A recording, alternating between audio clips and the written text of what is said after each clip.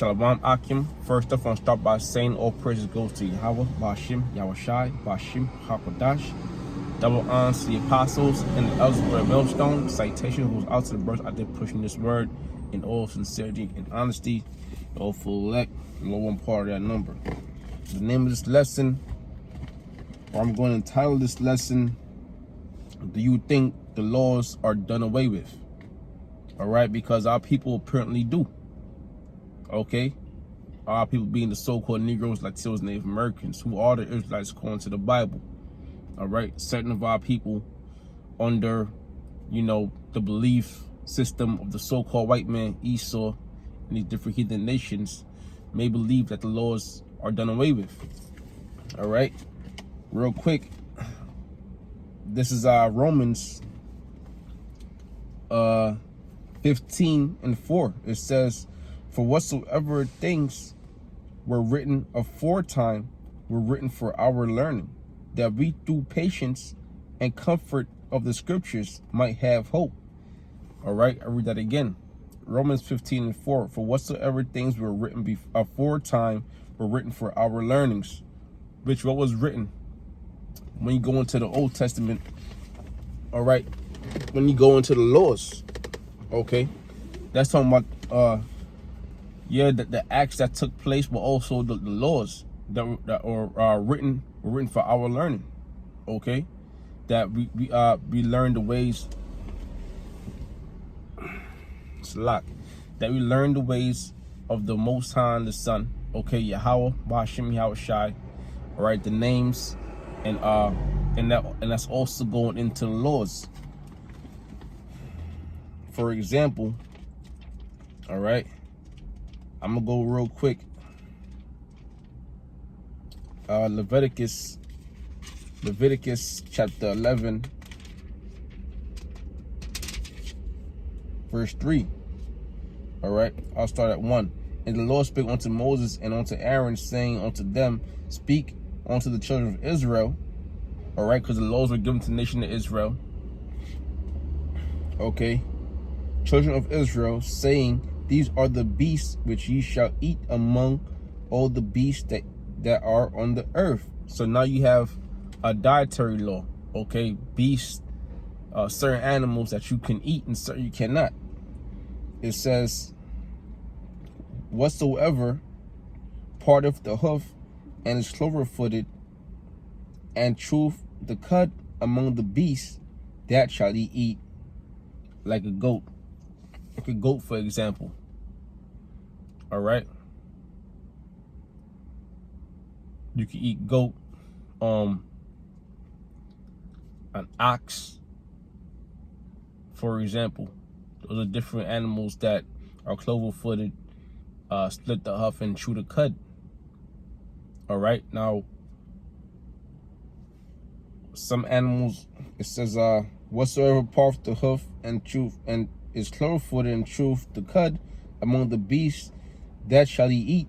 Verse 4, "Nevertheless, these shall ye not eat of them. Nevertheless, these shall ye not eat of them that chew the cud, or of them that devour the hoof, as the camel, because he cheweth the cud, but he divideth not the hoof." So the laws get very specific.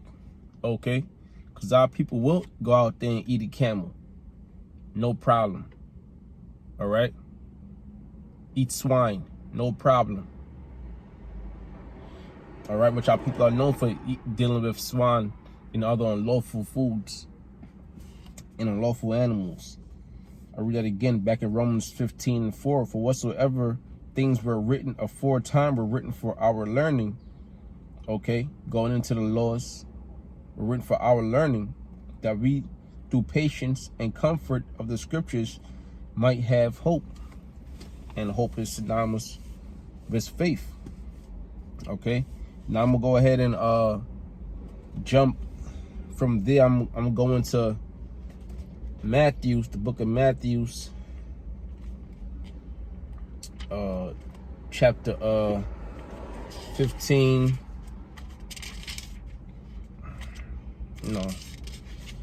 Matthew chapter 5, verse 17.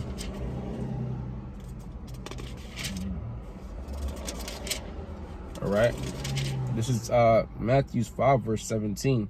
It says, think not that I am come to destroy the law or the prophets. I am not come to destroy, but to fulfill. All right. That's Yahushua speaking. He said, listen, I didn't come to destroy the law. I came to fulfill the laws and the prophecies. Okay.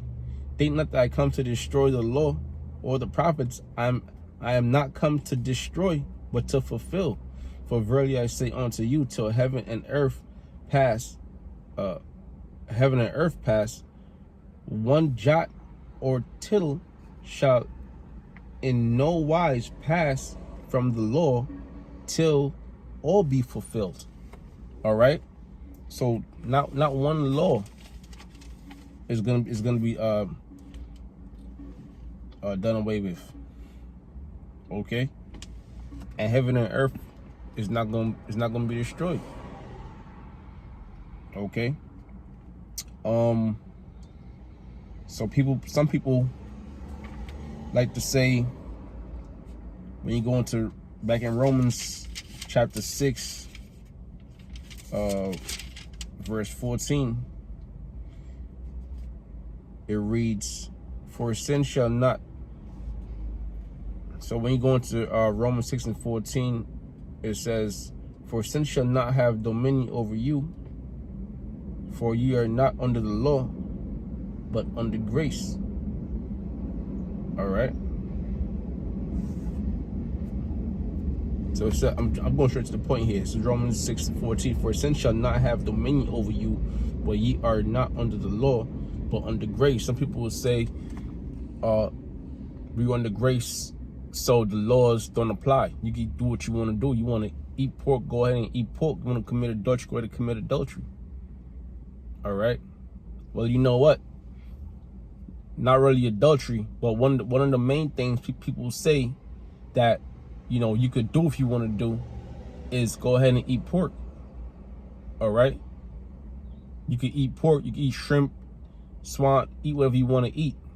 The laws don't apply. But that's not true. The laws do apply. The laws never stopped applying. All right. We just read the law. The law said you came to fulfill the laws. Okay. And even adultery. People think you just do adultery and repent. Okay. When you commit these sins, it shows that you have no faith. All right. If you actually committing these sins, that would show that would be a revelation to yourself that the Lord ain't dealing with you. All right. It says, for sin shall not have dominion over you, for ye are not under the law, but under grace. Right? We're under grace. Why are we under grace? Because Yahushua came down. He shed his blood for us. When you go into Ephesians 1 and 7, the Lord shed his blood for us so that he may redeem us. Okay? Because why? Because we broke every law, statute, and commandments in the Bible. It says, what then? Shall we sin because we are not under the law, but under grace? All right. So because we're not under the law, it's okay to sin, not to break all the laws in the Bible. Okay. It says, but under grace, it says, Most High forbid. Know ye not that to whom ye yield yourselves servants to obey his servant, ye are to whom he obey. Well, that was the point right there. It said Most High forbid, all right, or God forbid.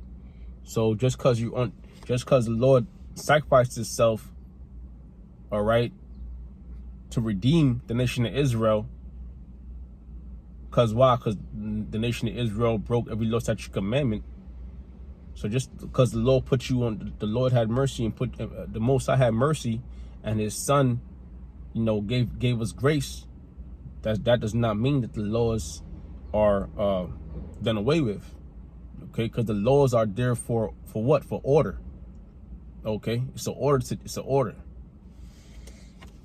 And what proves that farther is when you go into Jeremiah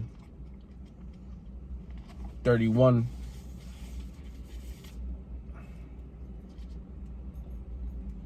All right, it's the book of Jeremiah, chapter 31. And 33. It says, but this shall be the covenant that I will make with the house of Israel again. All right, because the laws were only given to Israel. All right, so when you read in Romans and it's speaking about laws, okay, in the New Testament, that's only talking to Israel. Okay, it says, but this shall be the covenant that I will make with the house of Israel. After those days, saith the Lord, I will put my law in their inward parts. So there goes the law again. All right. So at this point, we break the laws. All right. The laws aren't in our inward parts, meaning our mind. All right. The laws aren't in our mind. Okay. But it says, but this shall be the covenant that I will make with the house of Israel. After those days, saith the Lord, I will put my law in their inward parts and write it in their hearts. And I will be their God, and they shall be my people. And write it in our hearts. All right, in the Hebrew law of our mind. All right, so the laws is always going to be there, even in the kingdom. When the Lord redeems, when Yahweh Shai comes to deliver us, and Yahweh Shem Shai delivers us, the laws are still going to be there. Okay. So I'll get one more, and I'll end it on that. This is I have a few scriptures here lined up, but I'm going to end it here on this one. This is James chapter 2, verse 18. Yea. It says, yea, a man may say, thou hast faith, and I have works. Show me thy faith without thy works. All right. So man might say he have faith. All right. So here it is. The Lord redeemed the nation of Israel. All right. And our people will say, yeah, we have faith in the Lord. Pray to the Lord. All right. But here it is. You ain't doing you ain't obeying none of the orders, none of the laws that was given to you. All right. From the Lord. Okay. From the Father and the Son. It says, yea, man may say, thou hast faith, and I have works. Show me thy faith without thy works. So yeah, show me your faith without thy works. How could you show the faith without works? The works is proof of faith. Okay, and I will show thee my faith by my works. So there you go. That's the spirit. It says, thou believest that there is one God, or one power, or one Yahweh, thou doest well. The devil also believe and tremble. So look at that, man. Even the devil, the spiritual demon Satan, even he believe in the Lord and trembles, man. All right. It says, but will thou know, O vain man, that faith without works is dead. All right. So faith without works is dead, man. And that the works, yes, going out there in the highways and byways, putting up these lessons, all right, warning the people, but then also you gotta, obey the Lord's such commandments to the best of your ability. Okay. So with that, I hope and I pray brothers were edified. All right, through the Spirit, I was edified, because when you do these lessons, it's like studying. Okay. So with that, I want to say all praise goes to Yahweh Shem Yahweh Shai, Ba'ashem Hakwadash, double honor to the apostles and elders, great millstone, and salutations to Akmadeh pushing this word in all sincerity and honesty. Shalom.